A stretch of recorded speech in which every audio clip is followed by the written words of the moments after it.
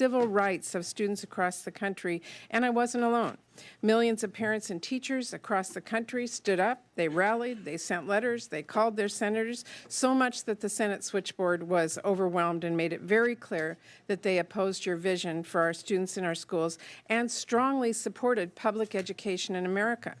When it came to a vote, every single Democrat voted no. We were joined by two of my Republican colleagues who are longtime members of this committee and the HELP committee who cited their constituents' strong concerns, and the Vice President had to come and break a tie on a cabinet nomination for the first time in our nation's history.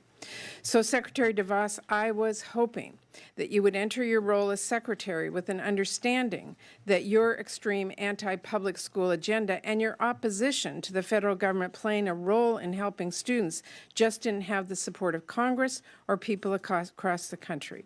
And I was hoping that instead of trying to jam it through anyway, you would work with us and join us at the table and share information, and be a true partner in implementing our nation's education laws, investing in our students and our teachers and our schools, and helping all of our students succeed. But Secretary Voss, I and many others have been extremely disappointed with what we have seen these past few months. You have not backed away from your unpopular and unsupported agenda. You've not made any attempt to compromise or work with us in good faith. You continue to allow potential conflicts of interest and ethical issues to exist in your department, and you have refused to answer basic questions Democrats have asked you. You've backed away from commitments you made in your confirmation hearing, and this budget that from President Trump today that you're here to defend, which has been attacked by Democrats and Republicans and people across the country, I believe is just the latest example. So there are many issues people want answers to, from the people that you've hired, including your senior counselor who came straight from a for-profit college under multiple investigations and who you've now charged with overseeing regulations directly impacting his former employer, to the policies you've implemented or changed, including rescinding guidance protecting transgender students after telling us in your confirmation hearing you believed all students should be able to, quote, feel safe and free of discrimination in our schools, eliminating protections for student loan borrowers, and a lot more. But I'm going to spend most of my time today asking you about your budget proposals because they truly highlight the ways the policies and priorities you and President Trump are pushing would hurt students, would hurt our communities, and represent a clear, broken promise to workers and the middle class. First of all, your anti-public education plans. About a year and a half ago, Congress overwhelmingly passed the Every Student Succeed Acts to finally fix the broken No Child Left Behind law. It wasn't perfect, but it was an important step to provide flexibility for our states and districts while maintaining strong federal guardrails to make sure students could not fall through the cracks no matter where they lived or how they learned or how much money their parents make. But instead of working with us to implement this bipartisan law and build on it, your budget proposal will continue the work you've already started to undercut it dramatically. Instead of seeking common ground in an area that should not be partisan, your budget proposes policies similar to those that were roundly rejected on both sides of the aisle during our ESSA debate, like privatization and portability. In fact, after Republicans spent years lambasting the Department of Education for using federal dollars as a tool for motivating states, and after you promised not to do this in your confirmation hearing when you were asked about it explicitly by Senator Cassidy, this budget does exactly that. It takes hundreds of millions of dollars from low-income school districts and holds it hostage unless states agree to your extreme ideological agenda. So I'm going to be asking you to explain that. And I want further clarity on your very confusing statements regarding whether or not you believe your privatization plans for the EIR program could cause students to lose their federal civil rights protections. I'm also going to be asking you to explain the massive cuts you propose to education investments across the board impacting students of all ages. The Trump-DeVos education budget would cut investments in our students and schools by $9.2 billion, or 13% from where we are today. I couldn't list them all, but it includes more than $3 billion in cuts to K-12 investments, authorized in ESSA, again with one of the very few increases directed towards holding states hostage, to your agenda. Among these cuts are $2.1 billion from state grants for effective instruction investments, an entire program eliminated that provides support and professional development for our teachers and school leaders.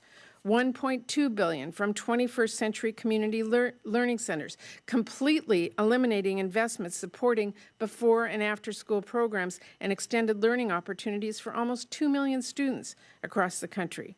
$190 million, completely eliminating the Striving Readers Comprehensive Literacy Development Investments, which I am particularly passionate and worked with Republicans to strengthen in ESSA.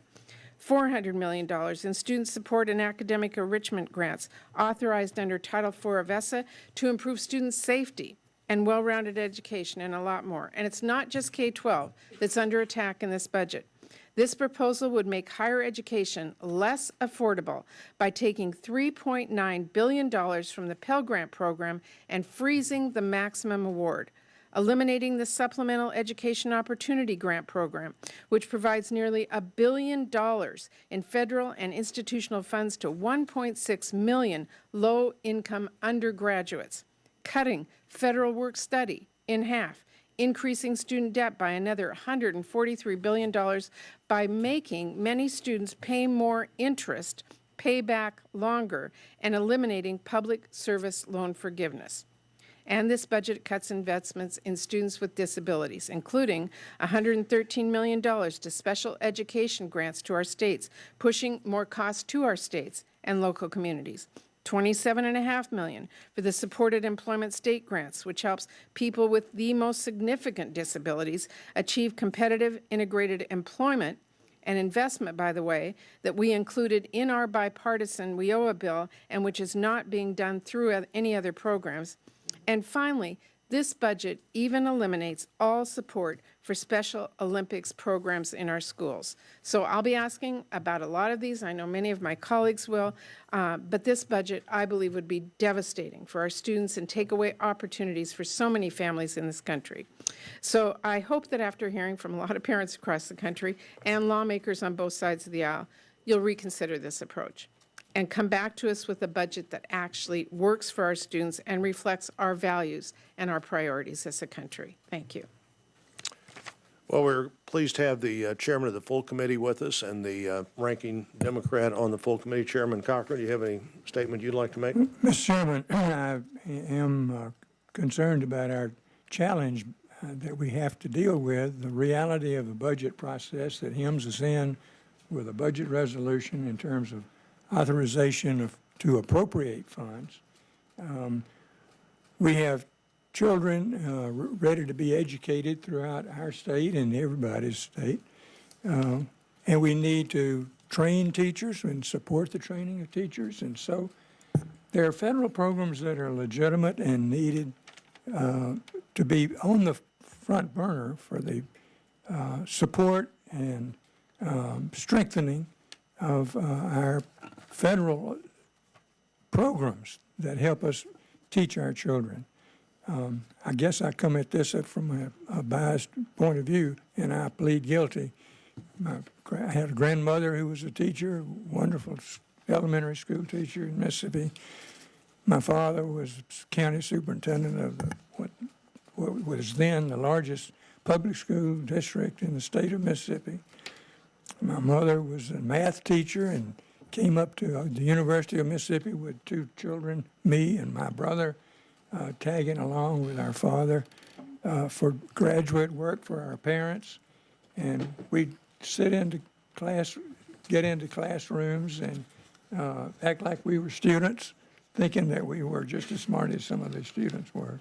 But the whole point is we all have so much invested through our families, through our organizations back in our home state.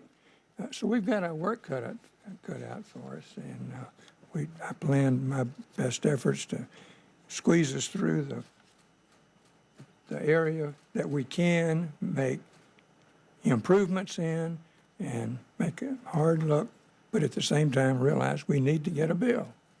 So thank you, Mr. Chairman. Well, thank you, Chairman. Senator Leahy. Thank you, Chairman Blunt and Ranking Member Murray. And I agree with Chairman Cochran that we have a difficult task ahead of us, but I know what I point out to all the ranking members in my role as vice chairman, that what Senator Cochran and I are doing is every cabinet member, this is where they're actually going to get a chance to testify. It's going to be before our Appropriations Committee. And so I appreciate this opportunity. I feel very unfortunate the President's proposed budget displays a fundamental lack of understanding of the role of government of, by, and for the people in supporting the middle class, lifting up the most vulnerable among us, serving our values and interests as a nation. And we know the sequestration has had devastating consequences for both defense and non-defense programs. Consequences are going to last a generation or more. But I'm afraid the Trump budget only extends and deepens those problems. And I think the budget proposal for the Department of Education can be summed up very quickly in one word: abysmal. The submission from the Department of Education would reduce federal education spending by more than 13%. The budget proposes approximately $4 billion in cuts to investments in programs that support public schools. Recently reauthorized by the bipartisan Every Student Succeeds Act, while proposing $1.4 billion in new discretionary funding for the administration's school privatization agenda and policies that promote vouchers and school choices. I think that's an insult to school-age children across the country. President Trump has said that education is a civil rights issue of our time. And I agree, education can and should be a great equalizer. But federal investments in public schools are intended to support all students, not just a few privileged ones. And they're intended to close achievement gaps that many disadvantaged students face when entering school. Instead, this budget turns its back on millions of young people and hardworking families. Proposed to cut more than $500 million from the vast majority of school districts that do not follow the ill-advised choice proposals. Well, Secretary DeVos, you ought to come to a rural area like Vermont, when schools may be an hour or more away from where people live. School choice is not, under any circumstances, an option, especially in the middle of the winter, we may have had 10 inches of snow overnight. Holding Title I funds hostage to a school choice agenda, especially when it's been previously rejected in a bipartisan vote by Congress, that's going to leave the most vulnerable students in school districts behind. And if those cuts were not enough, you'd also eliminate or greatly reduce funding for many programs in which states and schools rely, specifically those that support public education, the preschool development grants, the after-school programs. Senator Murray mentioned a Special Olympics education program, adult education program, programs to train principals and other school leaders, among many others. It cuts aid to students who are struggling to pay for college by rescinding nearly $4 billion from Pell grants, eliminating or reducing support for many other student aid programs. You know, the best way to create a foundation for greatness, as the Trump budget purports to do, is to continue to invest in America's future through our schools and our children. And as vice chairman of this committee, I'm going to work to put that in. I'll look forward to working with other members of this committee on both sides of the aisle, as we have in the past. I want to fulfill that goal. But you're not going to fulfill the goal for America, making America great, by cutting out opportunity for our children and for our schools. Thank you, Mr. Chairman. Thank you, Senator Leahy. I want to welcome Secretary DeVos today. This is her first time to testify before this subcommittee. Secretary DeVos has been involved in education policy and advocacy for nearly 3 decades, where she work to empower parents and create new educational choices for students and families across the country. Madam Secretary, glad you're here, and look forward to hearing your testimony. Thank you, Mr. Chairman. Chairman Cochran, Ranking Member Leahy, Chairman Blunt, Ranking Member Murray, and members of the subcommittee. Thank you for the opportunity to testify on the administration's fiscal year 2018 budget proposal. I look forward to talking about how we can work together to improve educational opportunities and outcomes for all students, while also refocusing the federal role in education. Today's hearing is meant to focus on the numbers and mechanics of the budget, but I hope we'll all remember our goal and our shared purpose, how to best serve America's students. During my House Appropriations Subcommittee hearing, I relayed the story of one of those students, a young man named Michael who grew up in East Hartford, Connecticut. Michael, in his own words, described to me what life was like for him in high school. I quoted him last month, and I will quote him again because his words are worth repeating. He said his assigned high school was, and I quote, "nothing more than adult daycare, a dangerous daycare." And even though Michael was failing his classes, his school graduated him anyway. He got a diploma, but not an education.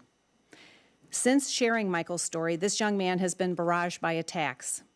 But Michael has tremendous courage, and instead of being intimidated, he wrote an op-ed published in this Sunday's Hartford Courant, where he admonished his attackers, writing, and I quote, "Rather than automatically getting into a defensive crouch at perceived slights, let's admit that these serious and real problems exist and that there's a lot of work to do.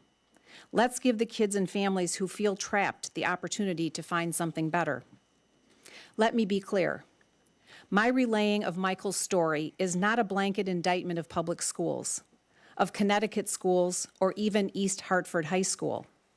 Just as the rest of Michael's story, the story of his profound success, which has gone largely unreported, is not a blanket endorsement of community colleges, of the Florida system of higher education, or of Valencia College, where Michael is now in the school's honors program.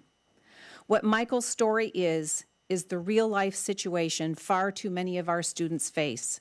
They are trapped in an education system that, for whatever reason, is not serving them, and they have no other choices. In 2017, in America, we can and we must do better. I'm proud to stand with Michael. Students like him are why I'm so passionate about reforming education.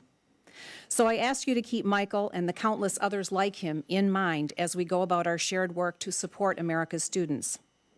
This budget lays out a series of proposals and priorities that work toward ensuring every student has an equal opportunity to receive a great education. It focuses on returning decision-making power and flexibility to the states, where it belongs, and giving parents more control over their child's education, a right that has been denied for too long. If taxpayer money were limitless, we wouldn't need a budget. But by its very definition, a budget reflects the difficult decisions of how best to appropriate the limited taxpayer dollars we have. This budget does so by putting an emphasis on programs that are proven to help students while taking a hard look at those that are well-intended but haven't yielded meaningful results. The President's fiscal year 2018 budget would reduce overall funding for department programs by $9 billion, or 13%. And I'd like to outline for you the principles that guided our decision-making. First, our request would devote significant resources toward giving every student an equal opportunity for a great education. It emphasizes giving parents more power and students more opportunities. Second, the administration's request recognizes the importance of maintaining strong support for public schools through long-standing state formula grant programs focused on meeting the educational needs of the nation's most vulnerable students, including poor and minority students and students with disabilities. Third, our request maintains funding for key competitive grant programs that support innovation and build evidence of what works in education. This also means strong support for the research and data collection activities of the department. Fourth, our request reduces the complexity of funding for college while prioritizing efforts to help make a college education accessible for low-income students through programs like year-round Pell. And fifth, consistent with our commitment to improve the efficiency of the federal government, Our request would eliminate or phase out 22 programs that are duplicative, ineffective, or are better supported through state, local, or philanthropic efforts. All told, taxpayers will save $5.8 billion. In total, the President's budget fulfills his promise to devolve power from the federal government and place it in the hands of parents and families. It refocuses the department on supporting states in their efforts to provide a high-quality education to all of our students. It's time to unleash a new era of creativity and ingenuity in education. My hope is that, working in concert with you, we can make education in America the envy of the world. Thank you again for the opportunity to share the administration's vision for improving education across the country. I look forward to answering your questions. Well, thank you, Secretary. You mentioned year-round Pell. Let me say a couple of things about the time on the questions, too. We'll have a round of 5-minute questions. We'll stay pretty close to that. We've got a full committee here. We need to stay close to that. If you want your question answered during the 5 minutes, try to leave some time to answer the question. Otherwise, we may take those questions for the record. If there's 5 seconds left and you've got a 3-minute answer, you're probably not going to hear it here today. So if you want, the questions will be done as near as possible during the 5 minutes, and that includes mine, so I'd better get started. I'm already down to 4 minutes and 30 seconds. Madam Secretary, you mentioned year-round Pell. I think in terms of what we did in the appropriation for this year, returning to the year-round Pell Grant gives adults returning to school, people paying their own way and working through school, people who are the first people in their family to hope to graduate from college, a real greater likelihood they get that done. Anything that you do that doesn't disrupt the pattern that's working increases the odds that you're going to actually achieve your goal of getting that degree and graduating. In my state, and I think in most of our states, if you qualify for year-round Pell, in every community college we have in Missouri, you get all your tuition paid, money for your books, fees paid, and a little money left over. And at least one of our four-year schools, year-round Pell pays all of those things toward a four-year degree as well as a two-year degree in others. So I'm wondering, I hope we have maximum flexibility as you come up with the implementation rules on year-round Pell. I'd like to hear where you are on that, and I'm very concerned. Be watching closely that we don't have a lot of needless extra hoops to get that summer semester or that third semester in that you didn't have access to for the last 9 years now. Well, Senator, thank you. Thank you so much for that question and for your sharing the concern that we meet students' needs and recognize the reality of education for many students today. By implementing year-round Pell, we do give non-traditional students, and let's face it, more students entering higher education today are considered non-traditional than traditional, give them the flexibility to set their own pace for their education and complete their education as quickly or as over an extended period of time as they need to do so. And so you have my commitment that in implementation of it, we will honor the intent of Congress in ensuring that we leave and grant the maximum amount of flexibility to the students and recognizing their needs today. Well, that'll be good. And having those rules in place, I do know that as people are thinking about entering the fall semester, the schools are already thinking about what their summer program should look like if they return to the kind of student numbers they had before year-round Pell was eliminated. And so the more they know about how easy that implementation is going to be, the better off we'll be.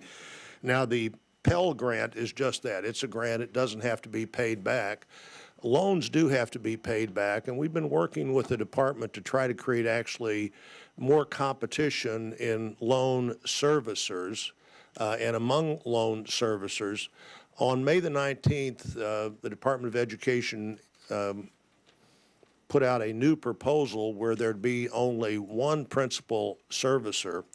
And I'm inclined to think that that is not the best direction to go. Why did you make that decision as opposed to letting the department, as it has been doing, allocate loans to servicers who are having the best experience and the best results?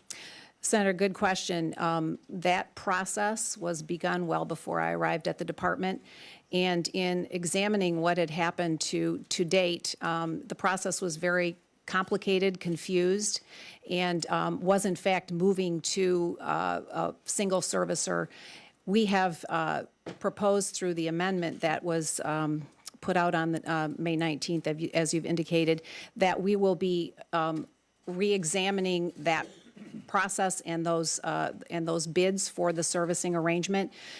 Our contention is that the method of servicing before, with the department being the host, so to speak, to 4 different servicing platforms, who then went out and employed and engaged a number of other providers, became much more complicated for students to actually interact with, and was not servicing the customers, the students, well.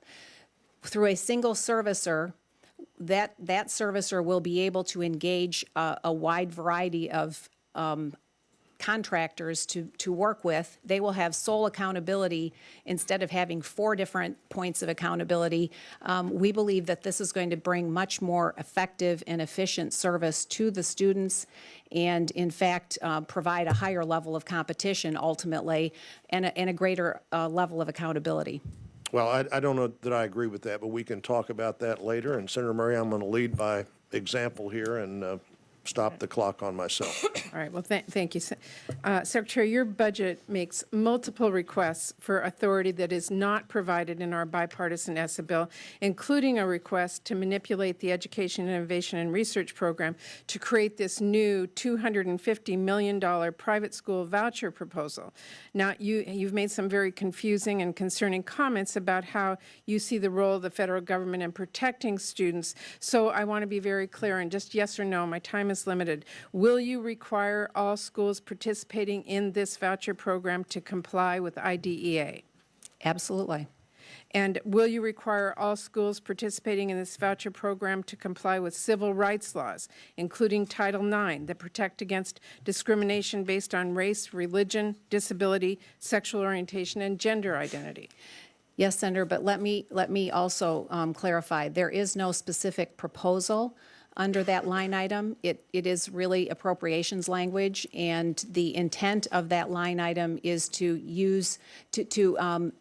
explore and experiment with. So you're going to be creating new regulations. So let me be very clear for this voucher program, correct? It won't necessarily be a voucher program specifically. That is really appropriations language. It's intended to be a choice program, and it's a new $250 million private school voucher program. as part of the research budget that will help us evaluate what kinds of opportunities are working for students. Okay, you're seeking authority for a new federal program.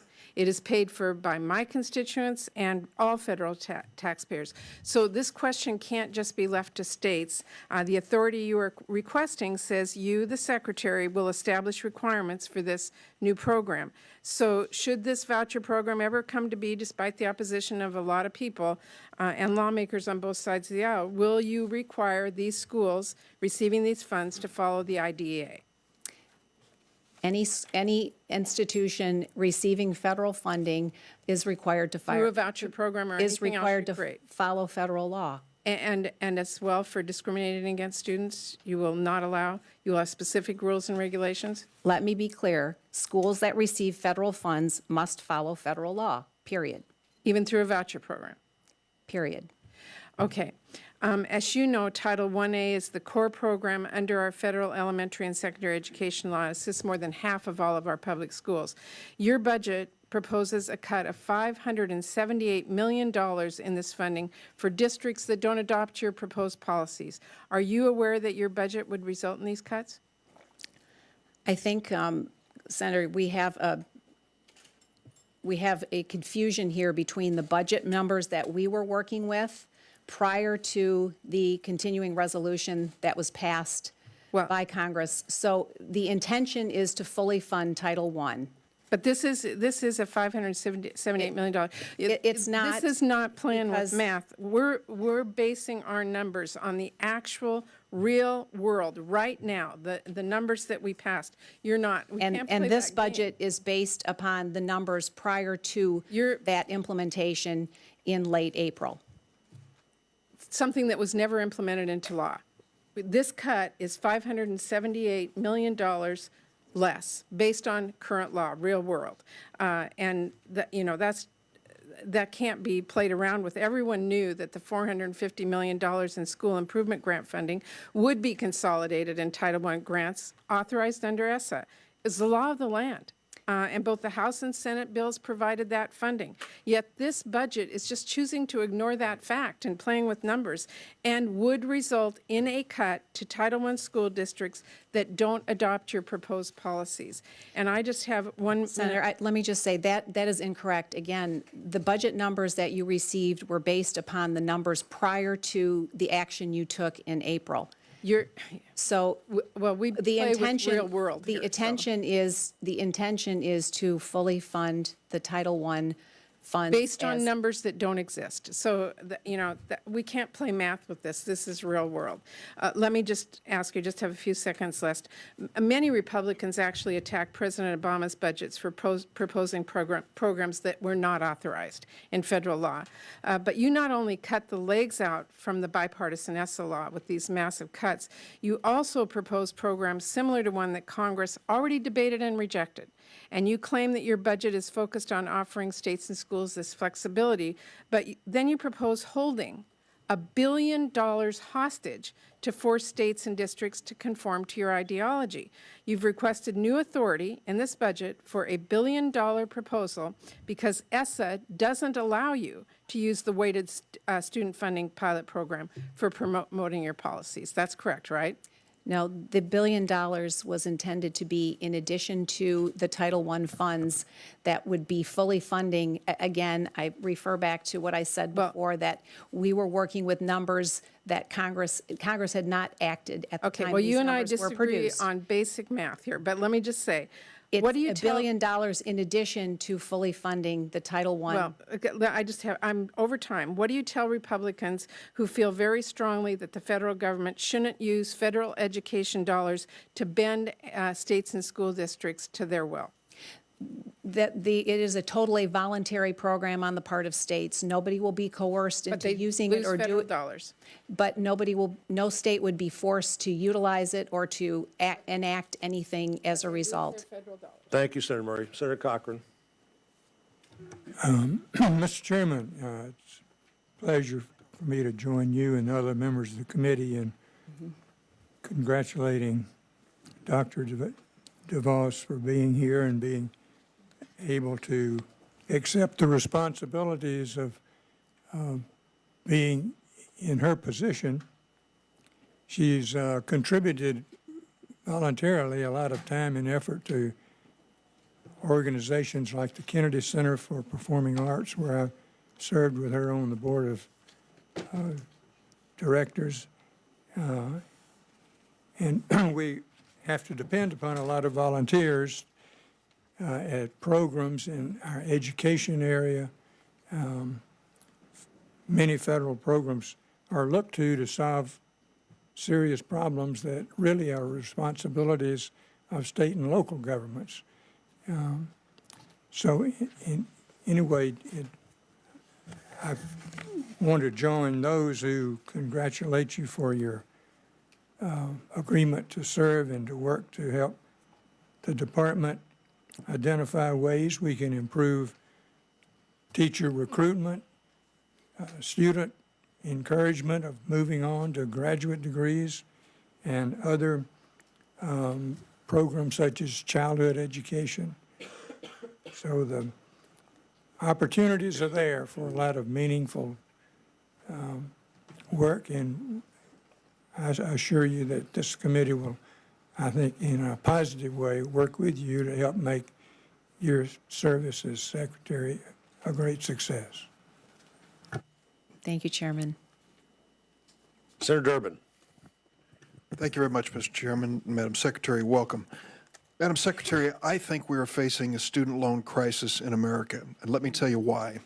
Student loan debt now is greater than credit card debt in America. The total $1.3 trillion. Over 42 million Americans owe student loan debt. In the year 2016, the number of defaults on student loan repayments increased by 14% over the previous year. The average amount that students owe when they finish college has been growing dramatically, year after year after year. When I look at the Trump budget, the one that you brought before us today, I can find no relief for students who are facing this debt. In fact, just the opposite is true. When you freeze the Pell Grant, you require students to borrow more money to complete their education. When you eliminate the federal work-study program, you eliminate an opportunity for students to reduce their debt by working, by getting their education and working. When you increase the interest payments that are going to be paid by students over 10 years by $38 billion, in other words, accumulating interest payments while they're in school. We don't do that to them now, but the new Trump budget does. It means a greater debt at the end of the day. And finally, when you eliminate the public service loan forgiveness for students, those who want to go into teaching and nursing and critical professions don't get a helping hand. They are ignored, and they have a bigger debt.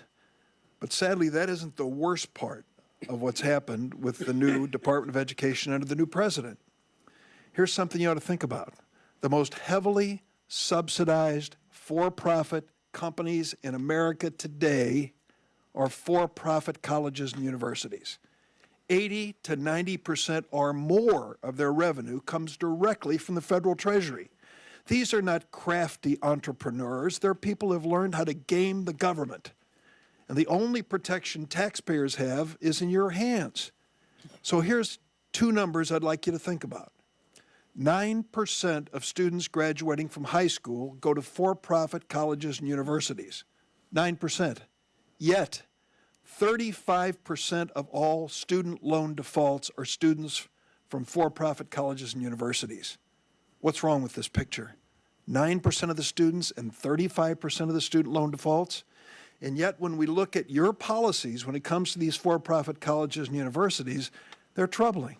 From the hiring of your counsel, which has already been raised by Senator Murray, directly from that industry, to raising questions as to whether you're going to police the ranks of those schools that are exploiting students across the United States and continue to, whether it's a question of gainful employment so that students don't get so deeply in debt they don't have a chance to pay back their student loans, the defrauding of students by these schools that's been shown over and over again. The question is, what are you going to do about this? And attorneys general across the United States wrote you a letter on February the 22nd of this year, spelling out in detail why your regulation of for-profit colleges and universities is critical to protecting students from crippling and debilitating student debt. When I look at the Trump budget and the cutbacks when it comes to student loans, the new burdens that are being placed on students, and the lack of policing the ranks of for-profit colleges and universities, I'm afraid the student loan crisis is going to get worse. Please respond. Well, Senator, thank you. I'm not sure exactly what your question was there, but let me just say that I totally agree with you that student debt and student loans are of grave concern. I talked about that during my confirmation hearing, and I feel no differently now. In fact, I probably feel more strongly about the critical nature of the increasing student debt. So your budget increases the interest burden of students. Your budget freezes the Pell Grant so they have to borrow more. Your budget doesn't give them public loan forgiveness. The budget actually gives students a really well-defined and new way to address their student loans long-term, their student debt long-term through income-driven repayment plan that would cap the repayment at 12.5% of their discretionary income, and after 15 years for undergraduates would be paid off. So it's a really specific plan that will allow students to address this. But I think the question and the issue is a much broader one, and I think that in the context of your discussions around a higher ed bill and higher ed reauthorization or starting afresh, this is a real area of concern and one to address. We haven't done a good job of helping students to know what their full menu of options are when pursuing higher education. We've segmented out career and technical education in such a way that it seems like it's a lesser of two, and that we've put a higher emphasis on four-year college and university. And I think all of these areas are ones that we have to have robust discussion about as we consider what is the proper role of the federal government in supporting students pursuing higher education in the future and with the reality of today's world. Senator Shelby. Thank you. Madam Secretary, thank you for your service, and thank you for taking on a job that is so challenging, and we all realize that. Madam Secretary, in your testimony, you stated that you support expanding educational options for low-income families, regardless of their zip code. Specifically, you stated that you are committed to locally developed, student-centered charter school programs. In many rural areas in America, including my state of Alabama, the infrastructure needed to establish and effectively run a charter school just doesn't exist. However, in some of these areas, there are established institutions of higher learning, small colleges, some universities, that know the unique needs of education, of students. Many of these rural areas are in need of alternative educational options that they don't have today. My question is, would you be open to examining the idea of rural institutions of higher education establishing charter schools to create community-specific curriculum to serve the needs of young people? Because a lot of it is not there today. Well, Senator, thank you for your question, and to go right to the heart of the matter around giving parents more choices to Sure. find the right education for their child or children. I know that rural areas have unique needs and unique circumstances, and often when we think about offering choices, we think about bricks and mortar, we think about more infrastructure. Maybe that's not the right answer for all rural communities. Maybe an answer is Maybe to, they have the infrastructure, but not the teachers or not the curriculum. Sure. And with regard to partnering with higher ed institutions for charter schools, I think that's a great idea to explore, and would certainly encourage communities to look at that and explore that option. I'd also encourage exploration of providing virtual learning for classes that they can't necessarily hire a teacher for.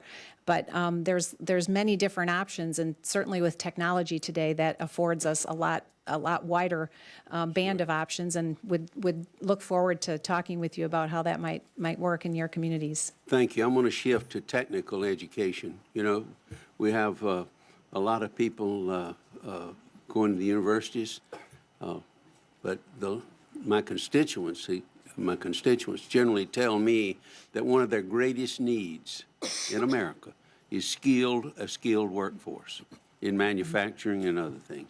A lot of those people aren't going to college, but they need the skills that the marketplace sees. Both President Trump and you have stated strong support for career and technical education programs. However, this is troubling. In the fiscal year 18 budget proposal, there are large cuts proposals to the Career and Technical Education State Grants Program. This program provides resources to state and local institutions so they can determine how career and technical education programs best fit their communities, their workforce, their needs, and their crying needs.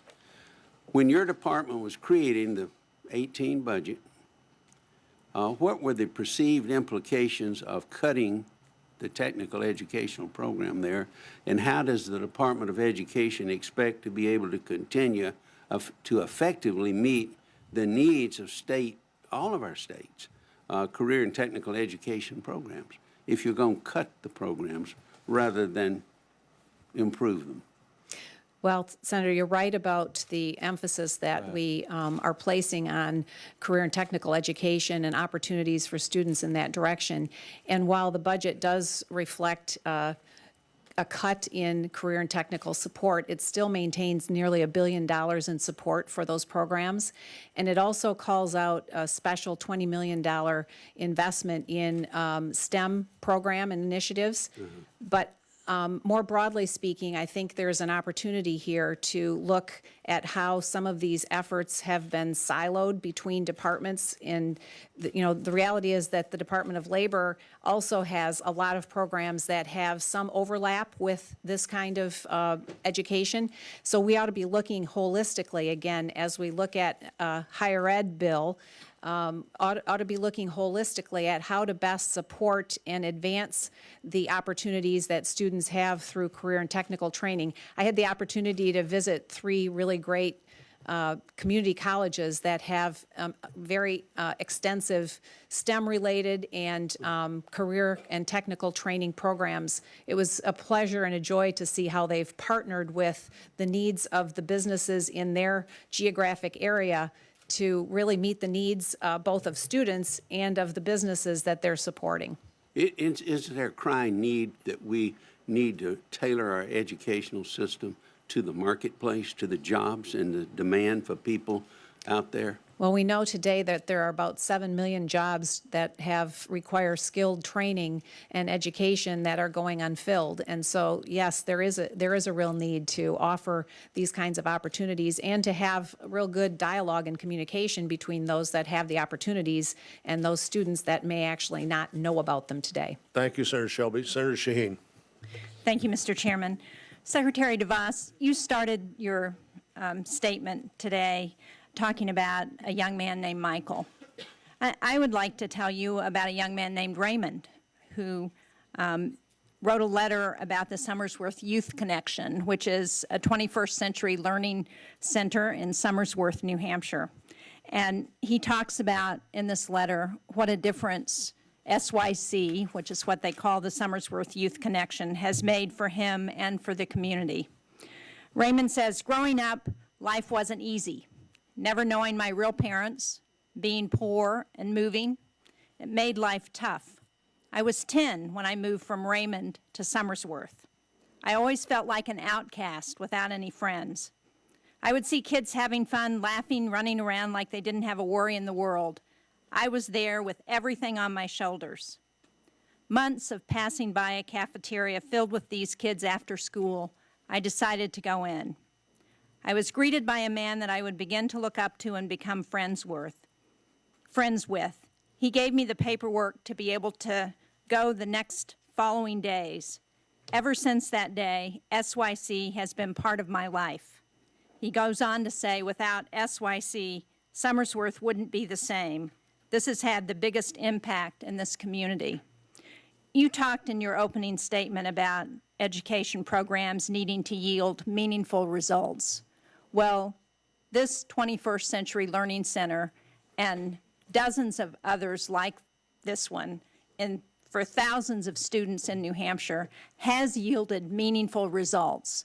And yet this budget that has been proposed would take away those opportunities for kids like Raymond. What should you say to Raymond and to other students who are no longer going to have a place to go after school, who are then going to go home without supervision, where they can get into trouble because their parents aren't going to be home, who are not going to have the homework assistance, who are not going to have the help they need to succeed in school? What do you say to somebody like Raymond?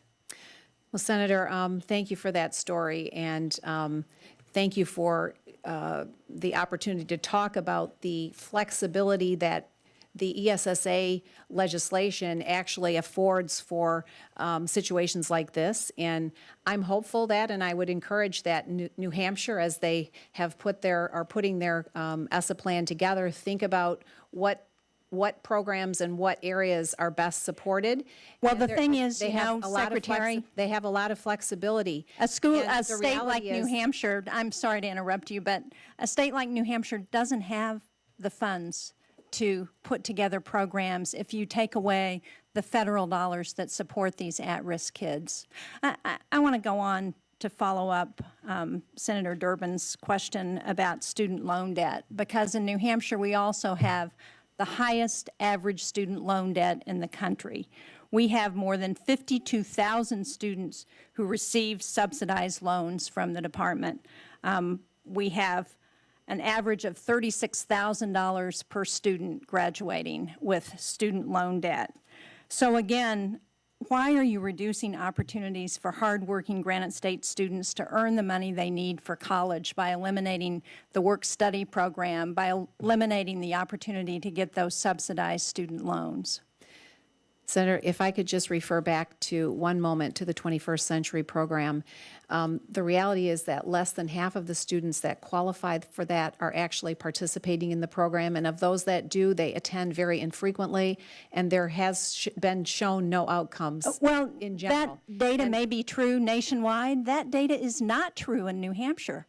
So why are you going to make the students in New Hampshire suffer for the fact that there are programs in some places that aren't working as well as they should? And isn't that the department's job to try and make sure those programs work the way they're supposed to for kids? Because in New Hampshire, they're working. And I think that New Hampshire has the opportunity to support programs that are working. Again, there's plenty of flexibility in the other funds that are going to New Hampshire. Well, there's flexibility if you have money, but if there aren't dollars there, how can we support these kinds of programs? And that's the challenge. When you eliminate those efforts that are making a difference for students, whether it be students in college who need help with their student loan debt or at-risk kids after school, they don't have any other options.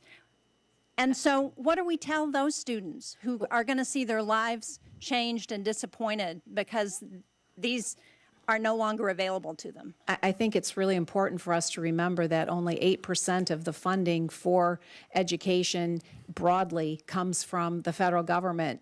92%, the states are Believe me, I funding. understand that. As a former governor who struggled for years with trying to fund education in New Hampshire, I totally get that. But I also understand that when a program is working for students and making a difference in their lives, to pull that rug out from under them with nowhere else to go is a defeat for the policy and a defeat for the student. Thank you, Mr. Well, and Chairman. Thank you, I'm Senator confident that New Hampshire will be able to figure that out if it's a really great program. Senator Alexander. Thank you, Mr. Chairman. Madam Secretary, welcome. I want to ask about higher education, but first a very quick question about elementary and secondary education. There are basically two ways to be education secretary. One's an advocate, better schools, higher standards, better teacher evaluation, more school choice. The other is orders from Washington. I think the reason we got 85 votes for the law fixing No Child Left Behind was because so many people from unions to governors were tired of so many orders from Washington. So you're going to be approving a plan from every state about how to spend its Title I funds. The law says you can only approve them. You only fail to approve it if it doesn't follow the law. Will you follow the law, or will you be tempted to use your own policy ideas in approving or rejecting state plans? Senator, we will be following the law and approve plans as Congress has intended. We also put in a prohibition to say that while there is a waiver in the law for exceptional circumstances, we did not want the Secretary of Education conditioning the waiver by using the Secretary's own ideas about what a community might do. Will you respect the law saying that you may not use the waiver to condition receipt of federal funds to follow your own ideas of what a community might do? That's correct, sir. I will definitely respect that. Madam Secretary, we've talked before about this report that the higher education community did. This was at the request of Senator Mikulski, Senator Bennett, Senator Burr, and me. We said, give us specifics about what you don't like about what they call the jungle of red tape that takes away money that interferes with their administering the 6,000 colleges and universities, money which might better be used to students. About a dozen of those recommendations can be done solely by the Secretary. 4 of the 10 most important can be done solely by the Secretary. I think you know what those are. They have to do with simplifying return of Title IV funds, updating financial responsibility standards, modifying state authorizations of distance education. There's also another one that would streamline the reporting data that now comes through 11 different annual surveys.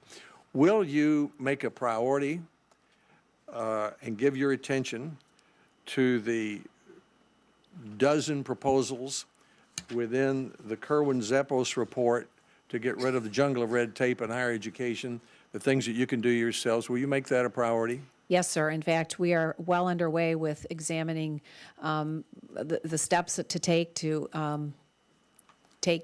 to accept and examine exactly what has been recommended. And with regard to one of them, the look at all of the regulations, that coincides also with the president's executive order to really review regulations in every department. So we have begun a deep dive into all of those, and you have my commitment to continue that process. Thank you. In our authorization committee that Senator Murray and I chair, we hope to make higher education a top priority soon.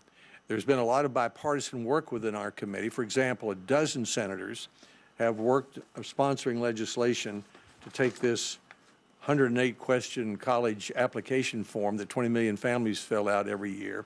We have an equal number of Democrats and Republicans who are ready to change this. We even have suggested Senator Bennett and I getting it down to 2 questions. President Obama said he thought he could get rid of 1/3 of the questions. Our staff thinks they've got it down to 24 questions. Will you work with us? The department can't do that all by itself, but will you work with us to make a priority getting rid of this unnecessary burden on families who are applying for federal student aid? Absolutely.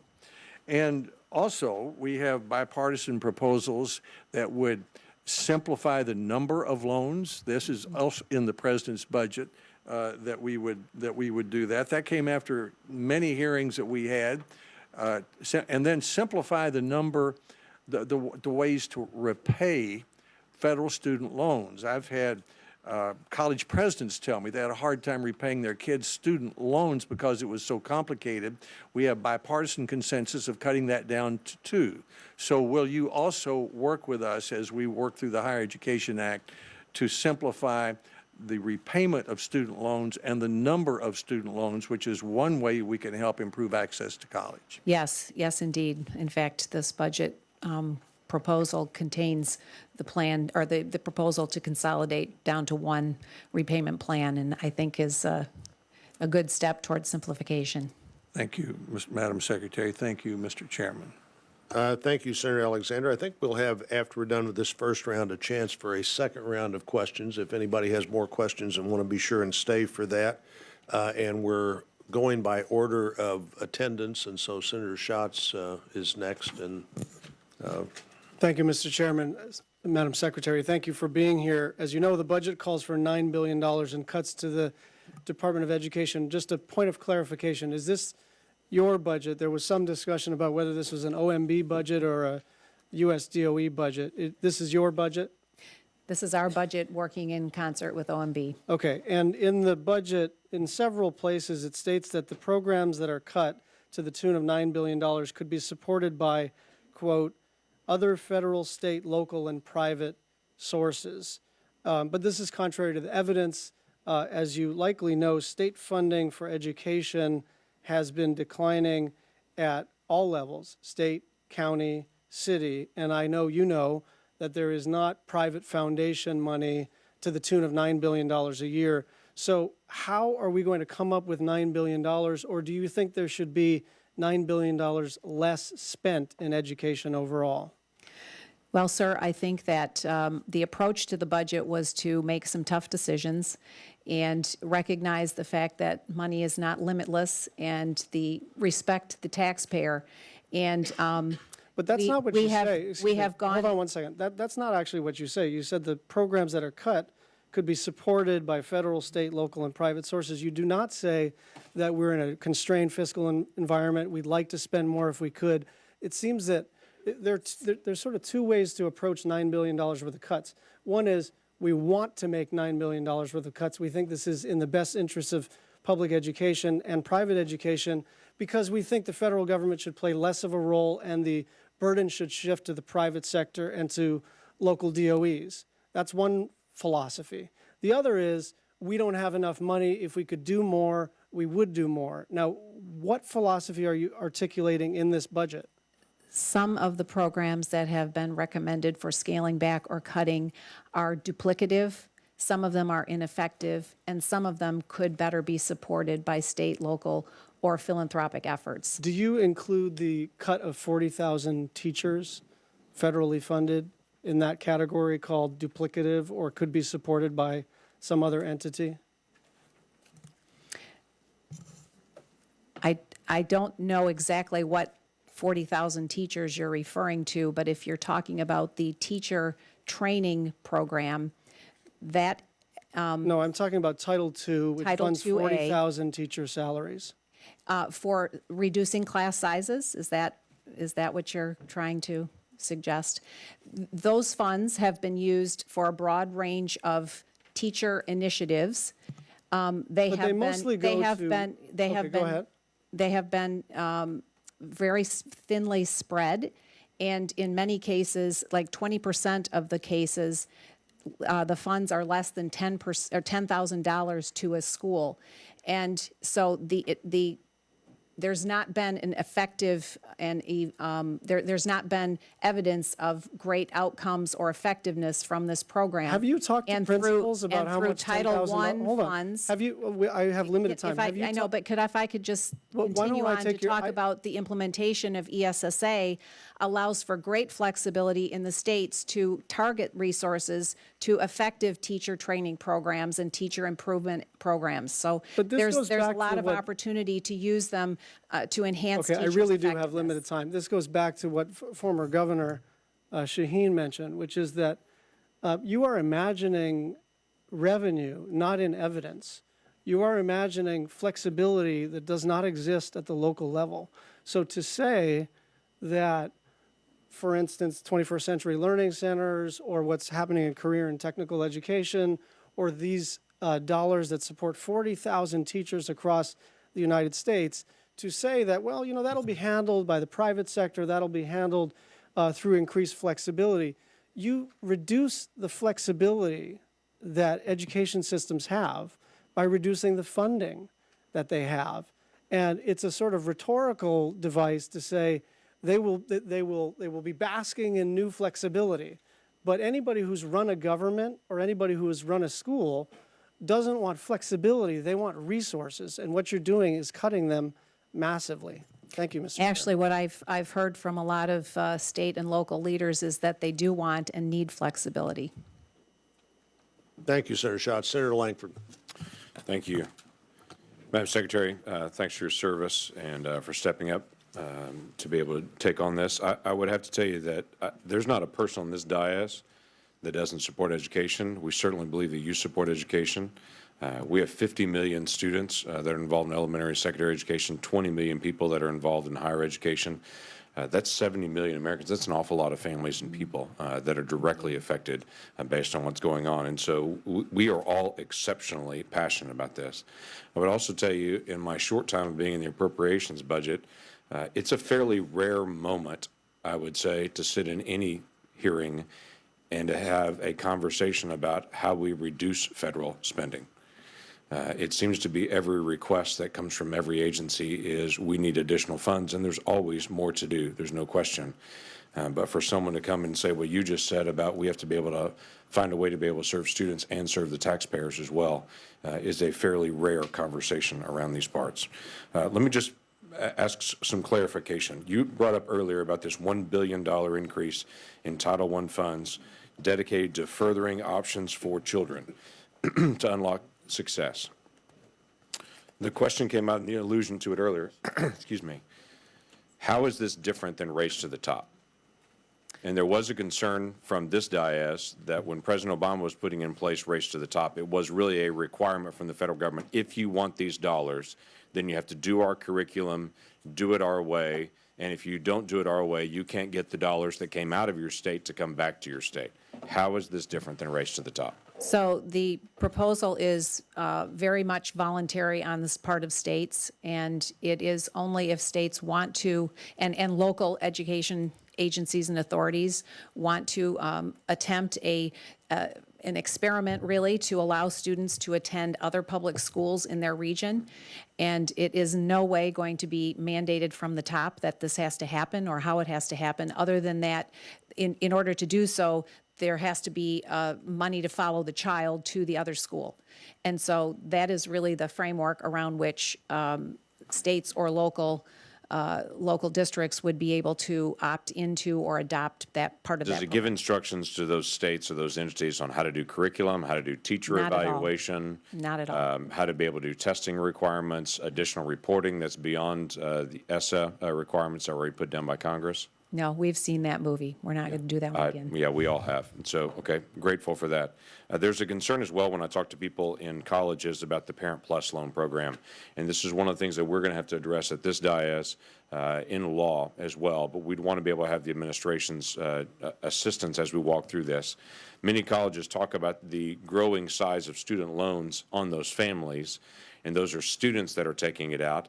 The colleges are made aware of the student loans, and there are caps for those student loans and criteria for those student loans. But when you get to their parents in the Parent Plus loan, that's not true. And many parents in their 50s are acquiring $50,000 and $60,000 worth of student loans in addition to what their students have that will be garnished from their Social Security checks in the days ahead based on the requirements of it. The colleges tell me over and over again they are not aware of that. They're able to work with students to limit their amount of student loans and to be able to counsel them, but they're not made aware of the Parent Plus loans, and they continue to accelerate. It's becoming a bigger and bigger issue. Have you had any other input on that or any background on that? I'm aware of that issue and that, and really, it really plays into the much larger question about how students are prepared and informed for their higher ed options and alternatives. And I think that as the higher ed bill or higher ed legislation is discussed, this is an area of concern that should be a part of that. Okay, we'd love to have discussion. your cooperation on that because we have to be able to resolve that. Indeed. Quick story. I had a superintendent at a predominantly African-American school district in this particular area of my state who came and caught me a couple of years ago and said, "We have got to have your help. The Office of Civil Rights is out of control." I had heard that from higher education. I had heard that from secondary schools. I'm hearing that from yet another superintendent, yet another principal. And the comments coming back to me were, we want to be able to honor every student, but we're being given instructions from D.C. on how to be able to manage things. Now, the president specifically gave instructions to be able to review regulations. I would assume that this is going to be all regulations in all areas, but I would tell you in particular in higher education, our universities work exceptionally hard to be able to make sure every student from every background is honored in the process. But they tell me over and over when someone comes out to do a Title IX piece, they've been given instructions from D.C. to find something. Stay there until you find something to be able to put in this report and then require that university to be able to write a letter.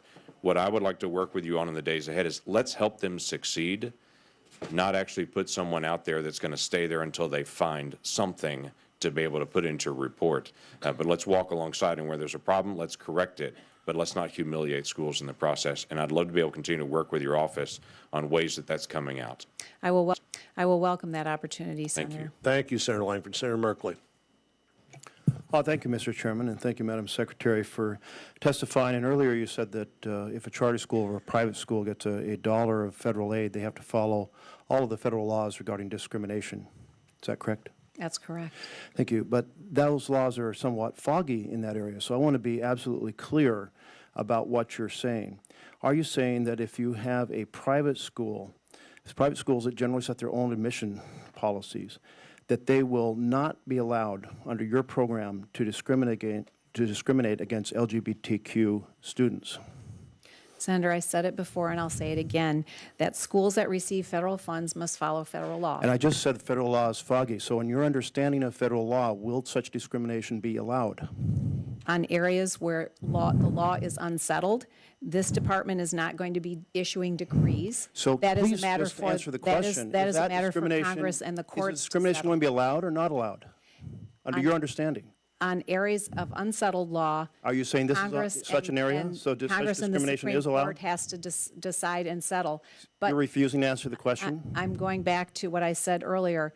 Well, what you said earlier didn't help us since it's an area of unsettled law, but I think you just said where it's unsettled, such discrimination will continue to be allowed under your program. If that's incorrect, please correct it for the record. How about discrimination based on religion? Will such discrimination be allowed with charter or private schools? Again, for schools that receive federal funds, federal law must be followed. What is that Period. law in this case, to your understanding? Will such religious discrimination be allowed? Answer the question. Schools that receive federal funds will follow federal law. Okay, period. you're refusing to answer the question. I think that's very important for the public to know that today the Secretary of Education, before this committee, refused to affirm that she would put forward a program that would ban discrimination based on LGBTQ status of students, or would ban discrimination based on religion. Sir, that's not what I said. Well, That is not what I said. I've asked you to clarify, and you've refused to do so. Discrimination in any form is wrong. I don't support discrimination in any form. Does your program ban such discrimination? Yes or no? What program are you talking about? Your charter school and your private school grant program. As I said before, and let me say it again, schools Saying the that same thing receive 10 federal times funds when you're not answering the question need to does not follow help. federal law, period. Okay. Let's turn to your cost of college. You say that you want to reduce the burden of debt, but you've established a new program that is actually the same program. We have an income-driven repayment program, but you've made it more expensive. How does that help a student today pay for college if you simply take an existing program and make it more expensive? By $76 billion, I might add. The proposal is to move to a 12.5% discretionary income-driven repayment plan. Actually, I saw an example of this the other day. It will sunset after 15 years versus 20, and it actually, in the end, ends up being less costly for students under the 15. Let me point out that your budget takes $76 billion out of that program by raising it from a 10% to 12.5%. And doesn't it require additional years if you have a graduate student loan involved? That's correct. Isn't that 30 years? 30 years for Thank graduate you. students. And yes. wouldn't it be better for a student to be able to do work-study in order to reduce the amount of debt that they have, but you cut in half the federal work-study program? Why not encourage students to be able to hold a job in college and reduce their debt rather than making them have a higher debt? We are proposing reducing the work-study program, but not eliminating it. Right, but do you see the logic of my point that a student, a low-income student, struggling with massive debt, wouldn't that person be better off being able to work in college and reduce their debt? I think it's great for students to work in college, and work does not have to be limited to on-campus activity. That there's other opportunities, but the work-study program is targeted to undergraduate students, not to graduate school students. Another thing that reduces or increases the amount of debt is that the Pell Grant proposal you put forward doesn't keep pace with, because you freeze it for that time period, doesn't keep pace with the inflation in public schools. So students go from having the Pell cover roughly 30% to covering only 25%. Doesn't that make it harder for America's students who are from working and struggling families to pay for college?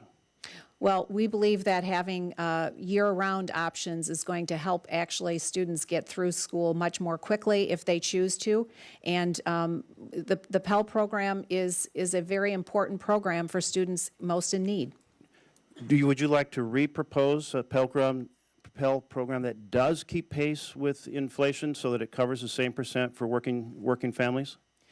The Pell program I think the max award is $5,920. And it is an important program that has received priority funding in this budget. We want to continue to encourage those who are most vulnerable and the populations that are most in need of our support to pursue higher education. But I go back again to what I said earlier on a broader scale. We have to do a much better job of talking with students early on about their wide range of options. Okay, thank you. Thank you, Senator My time Merkley. has expired, but let me just Senator note Capito. that the Secretary has failed to answer Senator the question. Merkley, your time has expired. Senator Capito. Thank you, Mr. Chairman, and thank you, Madam Secretary. I want to say at the outset to thank you for the year-round Pell initiatives. I think that in a state like West Virginia will have great meaning, certainly across the country. But I do have to express some frustration. I've been trying to talk to you about a very specific situation that exists at West Virginia State University regarding the Upward Bound program. Upward Bound has functioned on the campus of West Virginia State University, which is an HBCU in Institute, West Virginia, for 50 years. Unbeknownst to them, they've gotten knocked out of this program. They had their error on their worksheet, not even on their actual application, was $104 over the maximum. So $104 on a worksheet has ended a 50-year relationship. I've co-signed 2 letters with my colleagues here in the Senate because other Upward Bound programs are experiencing this great frustration. Last week you testified in the House that you were going to have a willingness to review these rejected applications, and I'm asking you for the same commitment today and if you've begun doing that. Senator, thanks for the question. The Upward Bound situation, as you know, was brought great frustration to me when I discovered that competition that was opened and closed before I ever got in this role was rejecting applicants based on formatting errors. Right. We're talking about 2 different things here. Right. I know formatting versus budget, and the only way we could actually revisit the 77 applicants that were rejected because of formatting errors was because of the action in the omnibus bill that specifically said to look again at the formatting errors and an additional appropriation in accompanying that. So we're talking apples and oranges here, unfortunately, and though I would love to be able to look at that one again, we cannot. Well, I don't accept that you can't relook at something. I've got letters here from the students that are in that program. Many of them, the students that have no options. They have parents that haven't gone to college. They are, for the first time, have their grade point averages have gone up. Several of them are in really desperate family situations where if we're not for Upward Bound, they would not be not have the opportunity or the aspirations to attend college and further their education. So I'm asking again to look at that one again. I'm going to move to something else right now.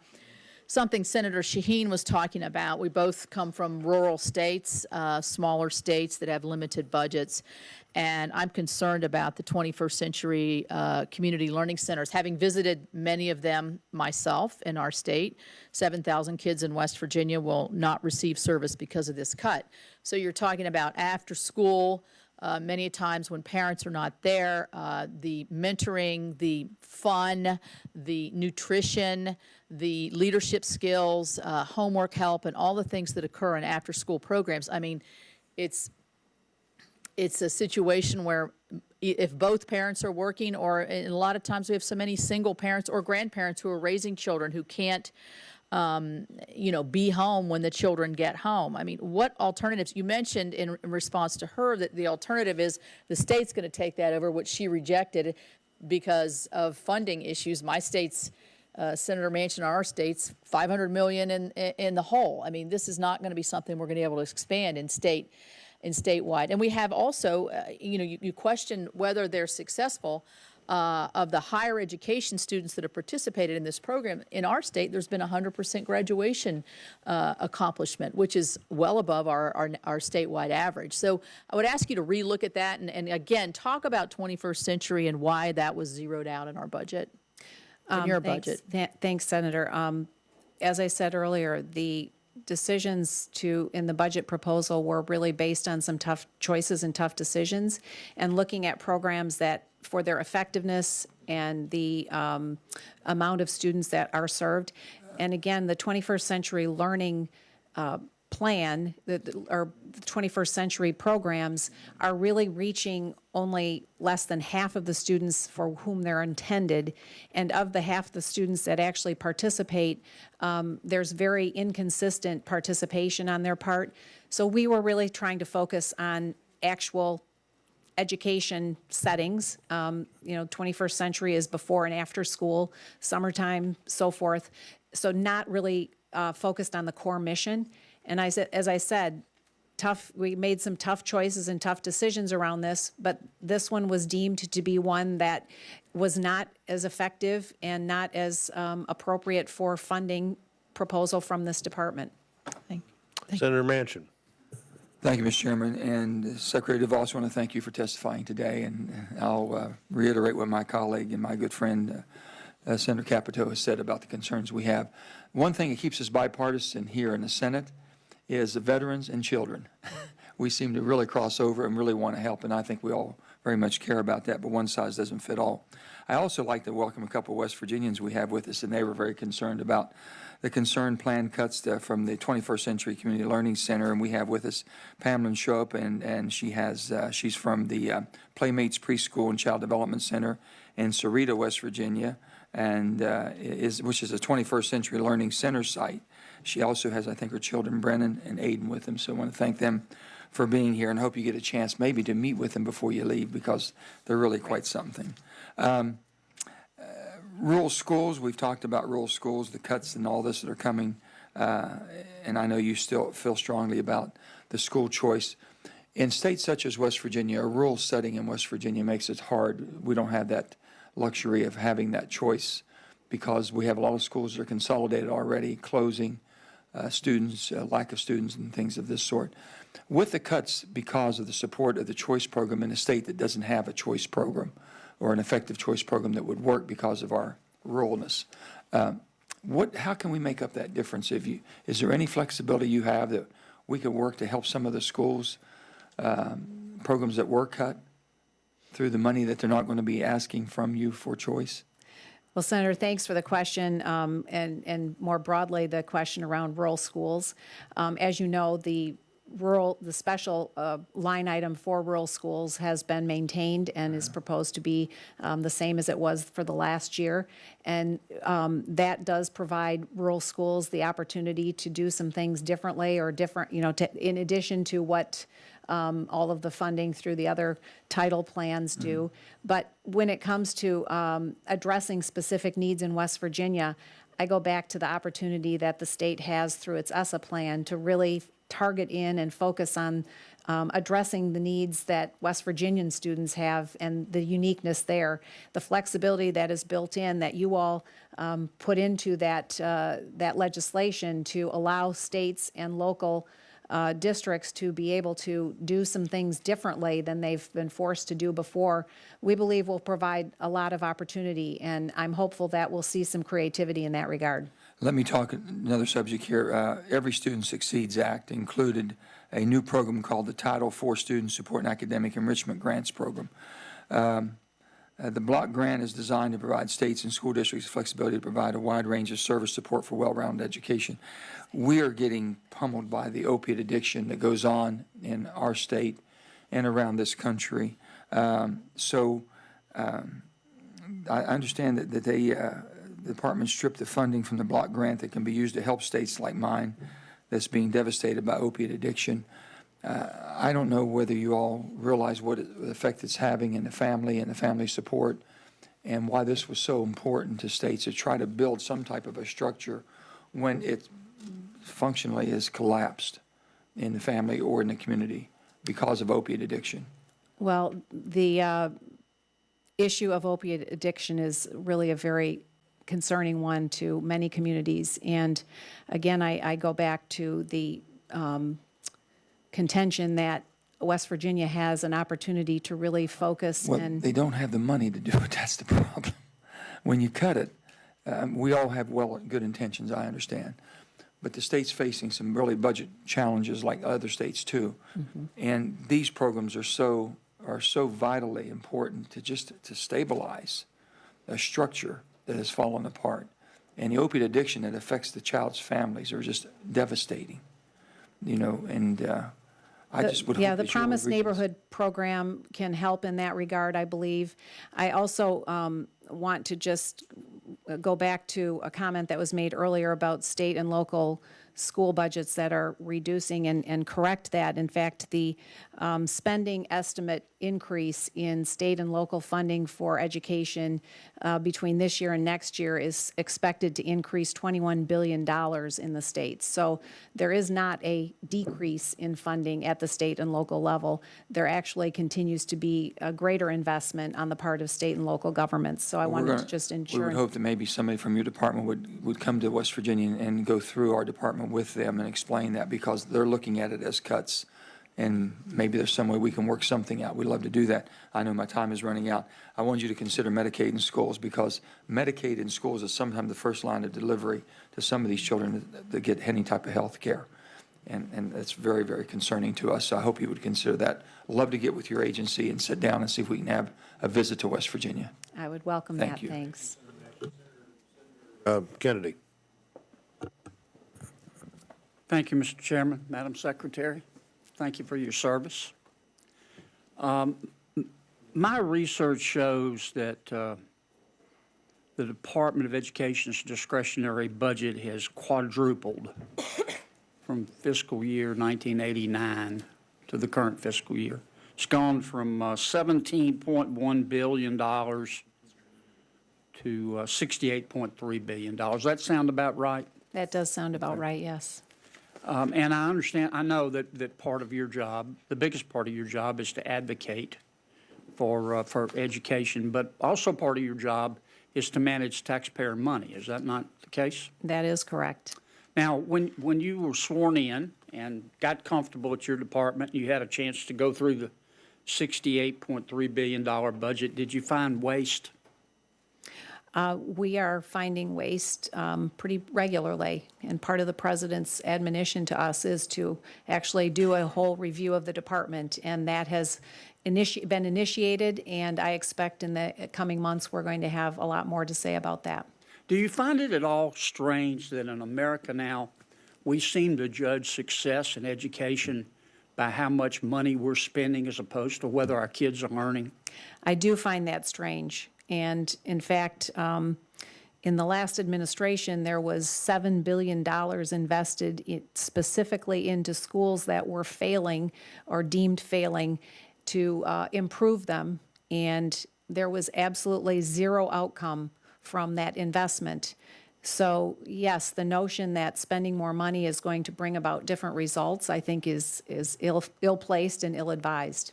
What do we spend on average throughout America per public school student? I've read $12,000, $13,000. Yeah, it's between $12,000 and $13,000, I believe. Yeah, I read once that we spend, that Slovakia spends about half the money, but we rank the same. Have you seen that? I have seen those statistics, yes. Okay. You're aware, I'm sure, that some people don't like you because you support vouchers and charter schools. I'm peripherally aware of that, yes. Okay.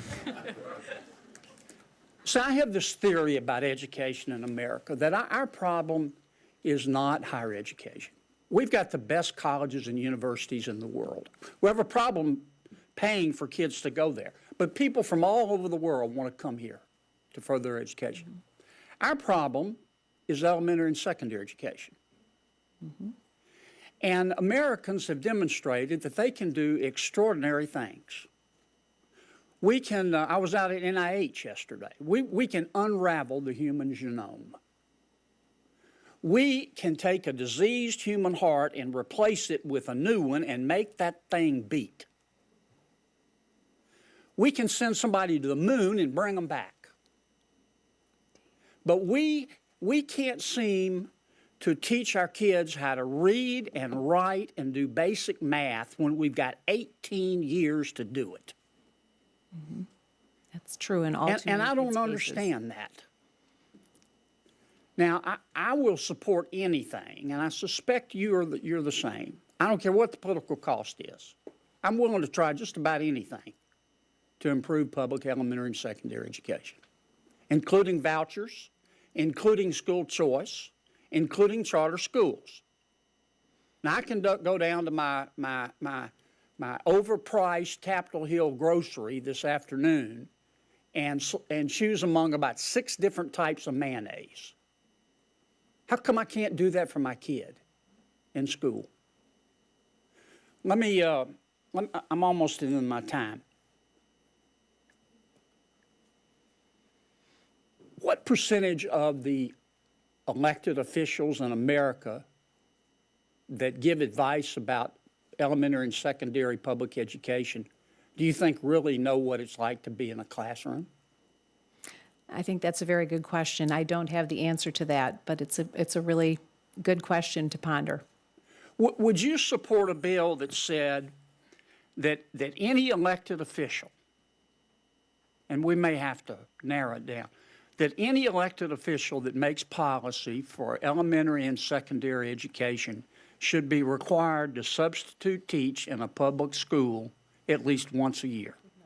That would be an innovative approach, for sure. Now, I want you to understand, I'm not talking about going to a civics class and talking about how a bill becomes a law.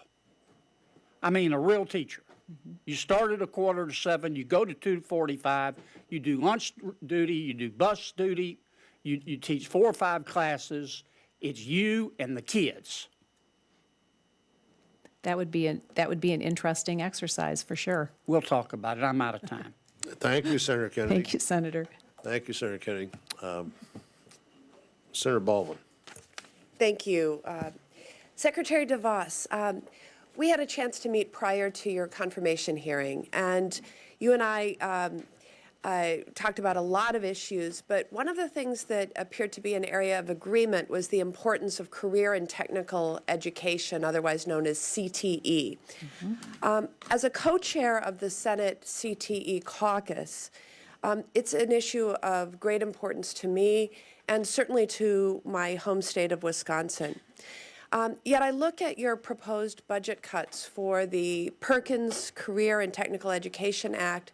It's a $168 million cut, and the more than $1.5 billion in cuts through the elimination of the student support and academic enrichment grant and the 21st Century Community Learning Centers program that some of my colleagues have been asking you about from both sides of the aisle. Both of these programs can be used to support STEM education. And instead, you propose an unauthorized $20 million competitive grant for career and technical education programs in STEM fields. So I want to ask you, how would $20 million for competitive grants make up for or replace the more than $1.5 billion in formula funding for programs that could support career and technical education and STEM education efforts in every state? Senator, thanks for that question, and let me reiterate, we do share the real interest in ensuring that students have all the options on the table for pursuing really great futures through career and technical education. I want you to speed up your answer because I have 2 more questions I want to get in my time. So get to the... As we talk about higher ed legislation, I think career and technical education needs to be a part of that broader discussion. And right now, we have a lot of efforts that really overlap this, housed in the Department of Labor and administered there. I think there are some So you're duplicative suggesting things. that this $20 million competitive grant would competitive grant is would one do the to job to because spur some the innovation others and are all creativity. duplicative.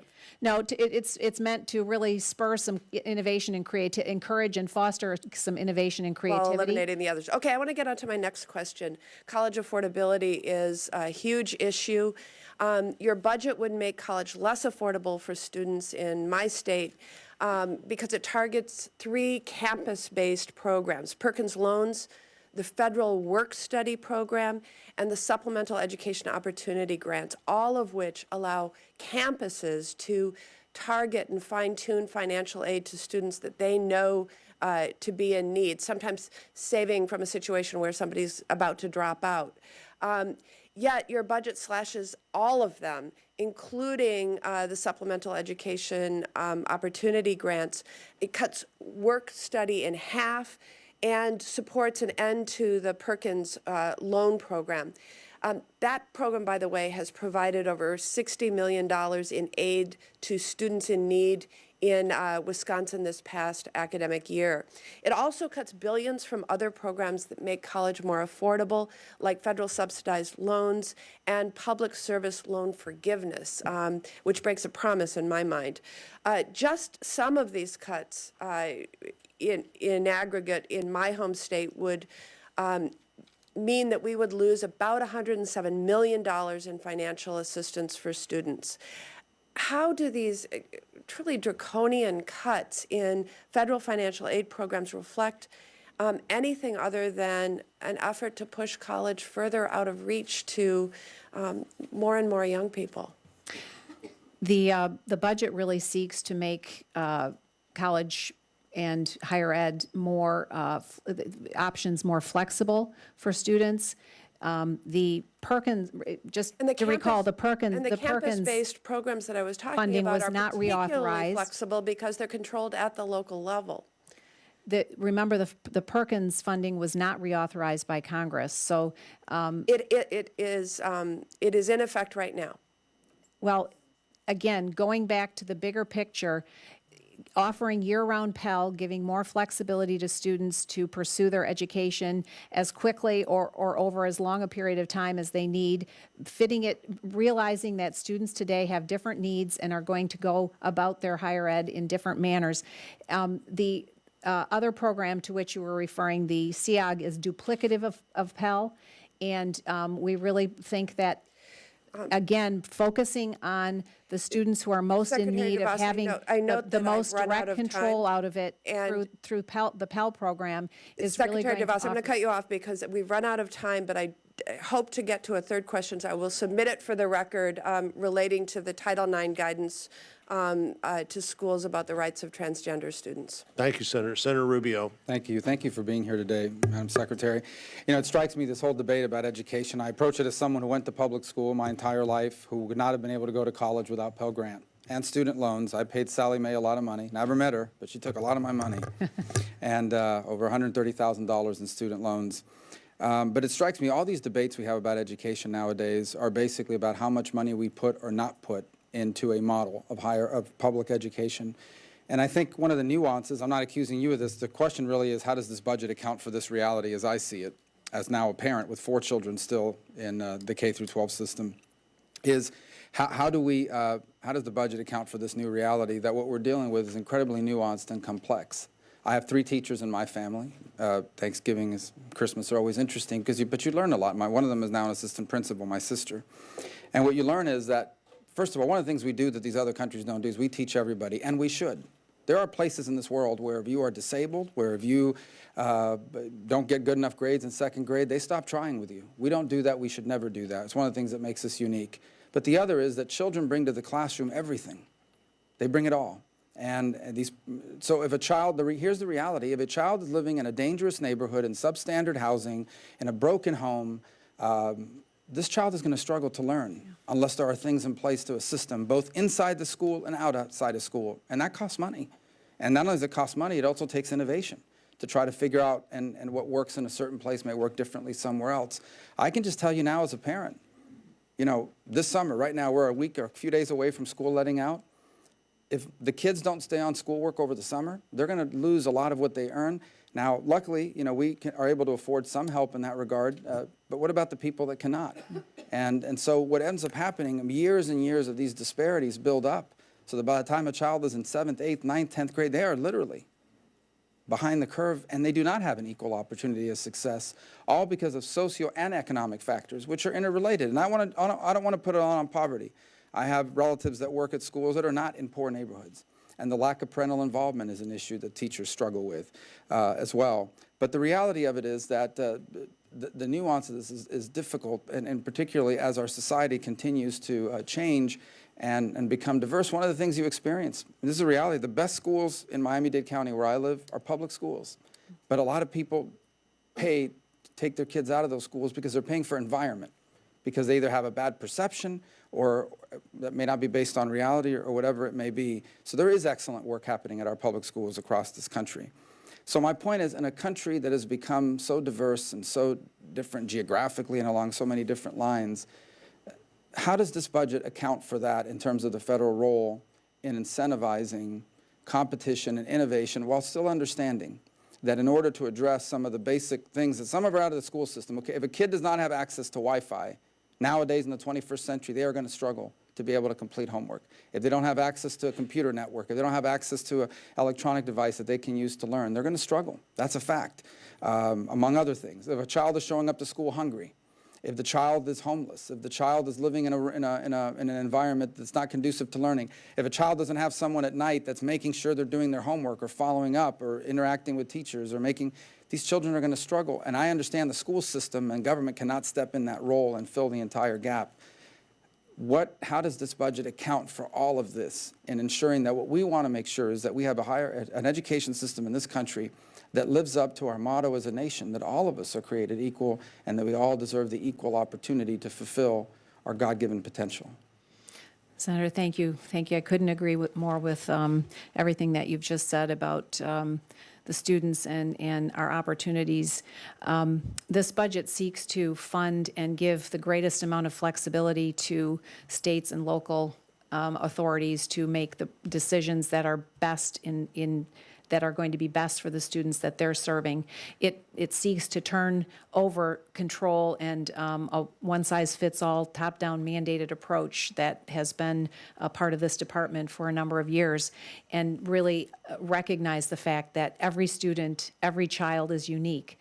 It starts to, in some ways, help empower parents to make decisions for their children, not based on their zip code and the assigned school to which they are forced to attend sometimes. It really does seek to shift that focus toward states, local communities, and more importantly, to the parent to allow the parents to make the decisions that are right on behalf of their children. It certainly doesn't get us all the way there, and I believe fundamentally that parents should have that empowerment and that right. And we talk about parental engagement. When parents have an investment because of a proactive decision they've made, there is a lot more engagement naturally as a result of that. My time has expired. It's not a question, but you would agree that the ability of a child to learn is not simply based on the classroom experience. All these other programs we debate up here, whether these kids are eating, whether they have access to health care, all these other things are relevant factors Certainly that all have to be taken into account holistically. Indeed. Thank you, Senator Rubio. Senator Murphy. Thank you, Mr. Chairman. Thank you for being here, Madam Secretary. With all due respect to my colleague from Louisiana, education is not mayonnaise, and frankly, the day that we start treating the education of our children like we do the marketing of a condiment is the day that we've given up on our kids, and that's at the foundation of my worry about some of the proposals that you've put forth in your budget.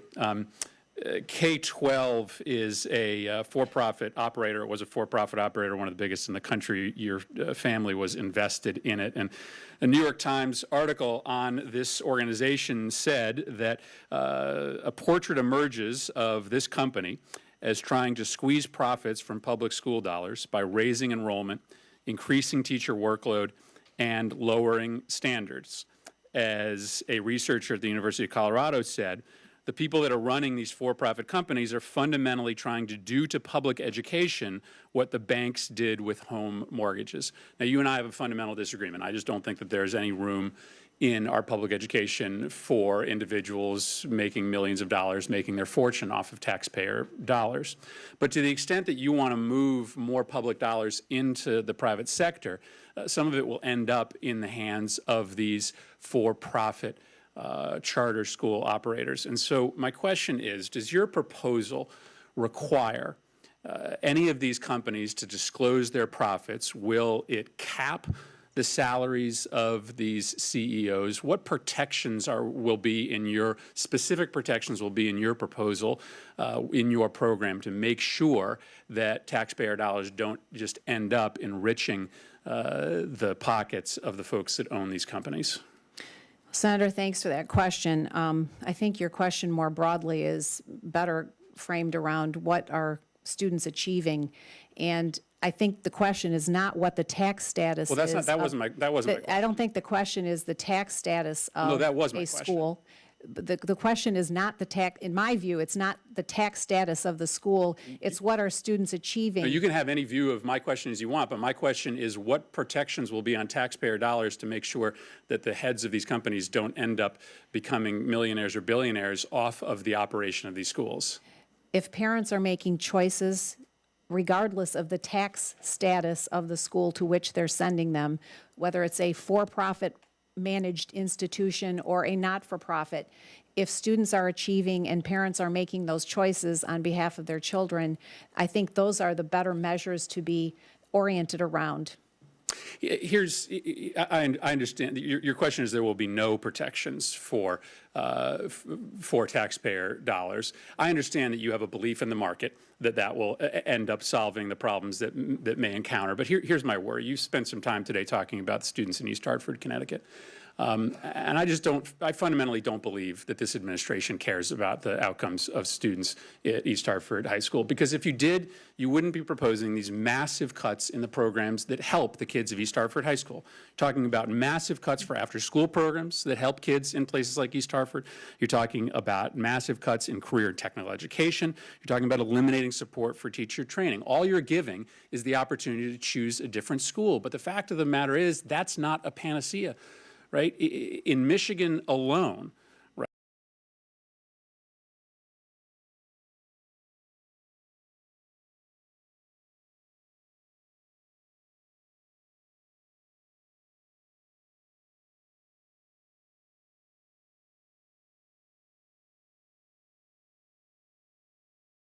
in those city schools.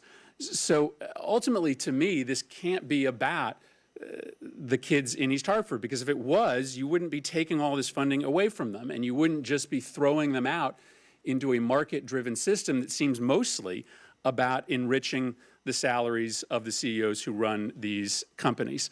This seems about a massive transfer of money from the public sector to the private sector with no protections around it. So I would hope that in devising this proposal, you will go back and think about making sure that kids get protected, right, whether they're in a public school or a private school, and that our taxpayer dollars don't end up simply being transferred to pad the pockets of the folks that are operating these schools. I understand that you've talked a lot about students in East Hartford, Connecticut, but I don't see anything here that will help these kids. All of their programs get cut that matter, right? Massive cuts in support for public education, and then an invitation to go into the private sector.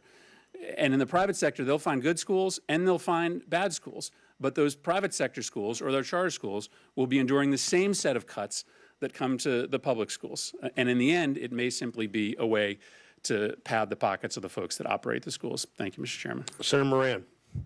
Chairman, thank you very much. Madam Secretary, thank you for joining us. Let me ask, when I was last in the room, Senator Blunt, Chairman Blunt was asking about Pell grants. Let me see if I can make certain I have an answer to a question that I've been asked.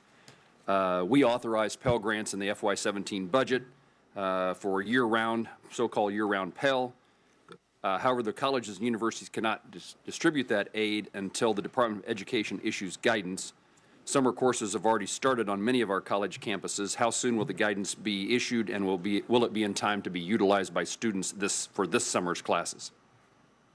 Thanks, Senator. Yes, indeed. We're on track to have them ready for launching the program July 1st, so for the summer. Just a reminder that some classes have already started, but that's good to know that they can include this summer in that plan. Yes. All right. IDEA funding, in a conversation that you and I had, you committed yourself to working with me to see that IDEA is fully funded.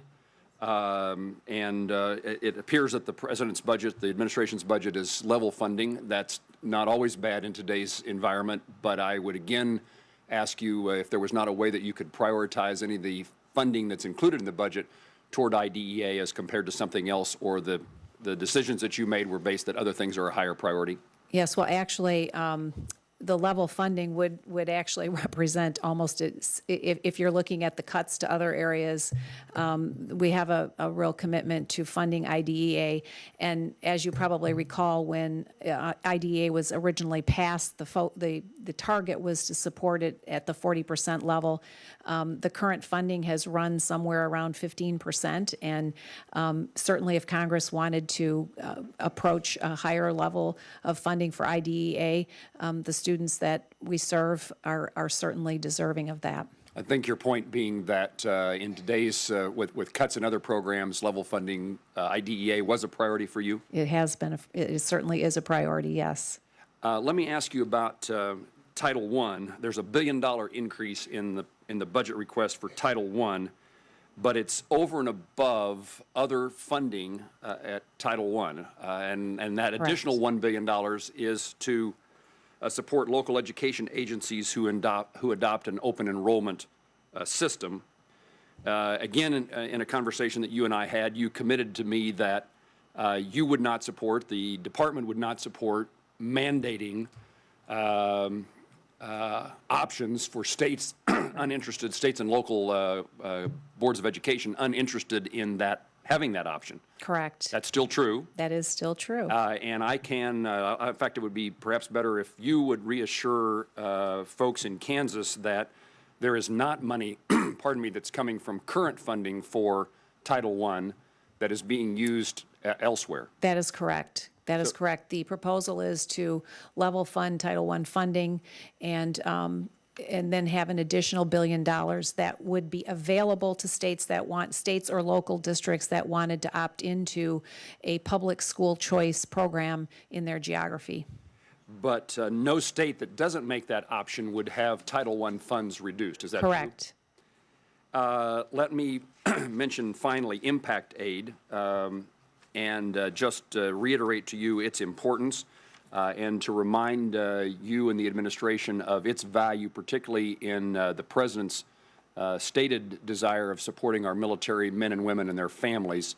We need to make certain that impact aid is appropriately supported. And while I make that statement, I would welcome any response that you might have. Correct. And the budget proposal does continue to fund impact aid programs, and with the exception of the recommendation for payments for federal property where there are no federally connected children involved, and kind of a reminder that I think it's been 40 years since the legislation was initially passed, and hopefully those areas would have been able to figure out that tax base issue over the period of 40 years. But there are no children involved with that particular piece of the federal impact aid budget. Thank you, Madam Secretary. Thank you, Mr. Chairman. Thank you, Senator Moran. Senator Reed.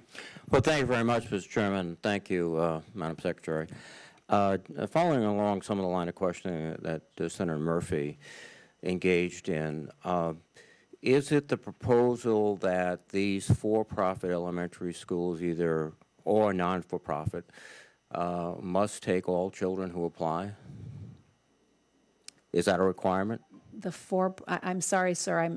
The for-profit elementary. You have a parent that wants to go to a particular school, a for-profit school or not-for-profit school, not a public school. Would that school be required to take the student? Are these schools that are receiving federal funds? They have, you're proposing a voucher system apparently, which would be federal funds that the parents would apply. I'm just trying to understand the hypothetical question. Well, hypothetical. If there are schools that are receiving federal funds, they need to follow federal law. So a private for-profit school would have to take a disabled student. They couldn't reject anyone who showed up with a voucher. Any school that is receiving federal funds has to follow federal law, period. But what does that mean? That's just a specific question. Would they have to Just what accept I a said, disabled? that they have to follow the federal laws. So they'd have to accept a disabled child. They would have to have an individual education plan, which they would follow. It would be exactly like a public school. Is that your position?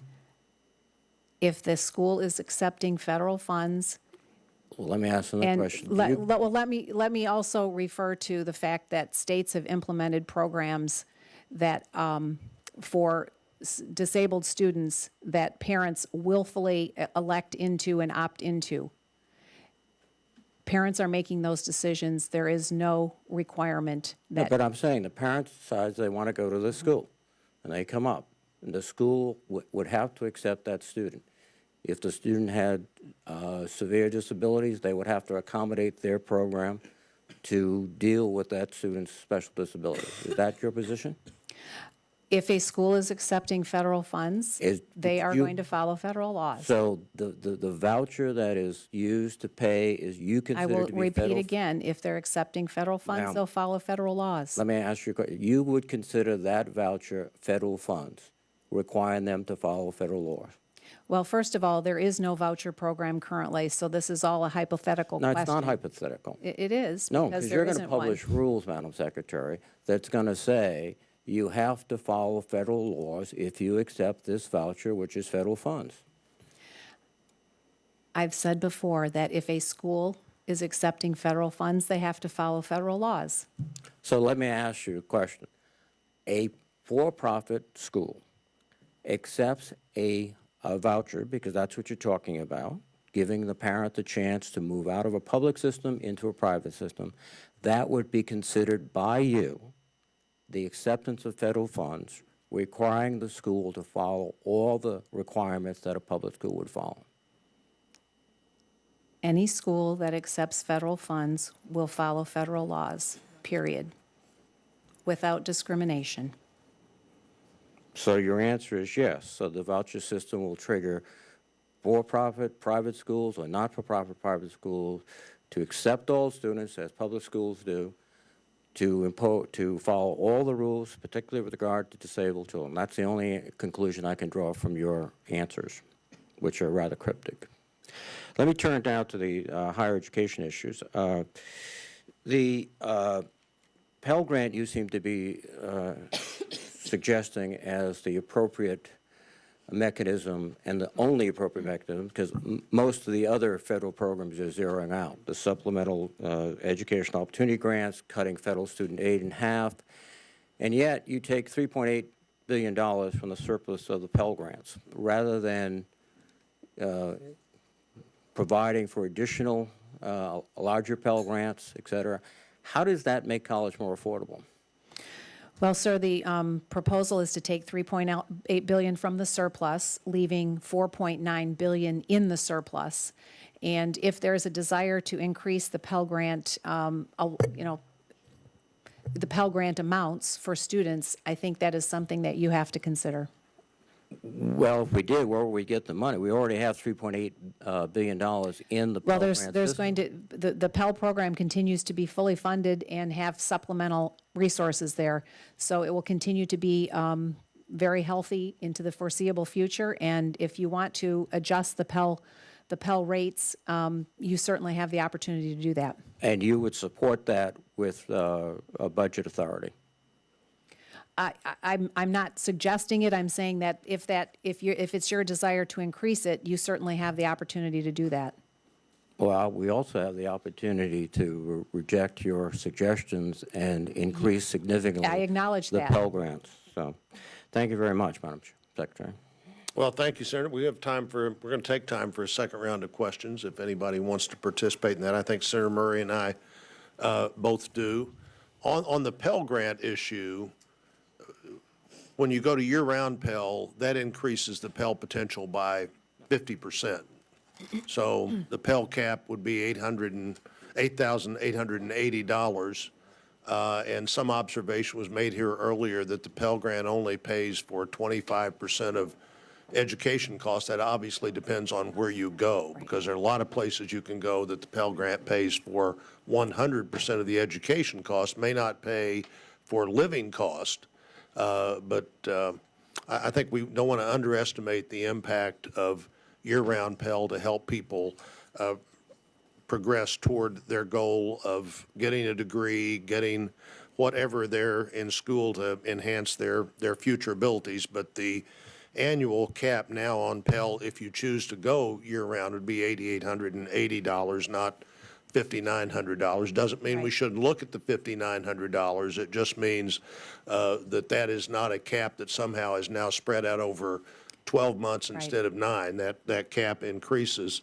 Also, I'd mention for Senator Kennedy's test on Education, Senator Murray and I both were public school teachers, so we could pass the test. We're not sure that we'd want to wish our colleagues on every student in America for even a day, but some of them would be really good, and some of them not so. think it'd be really some of them not interesting. so good.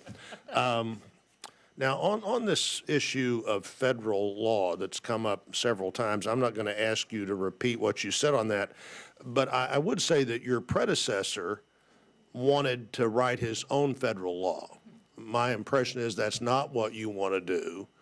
And the department in the past sent guidance letters, didn't even want to go through the regulatory process that had input, sent guidance letters of what the Secretary of Education thought the federal law should say, even though that clearly was not what the federal law did say.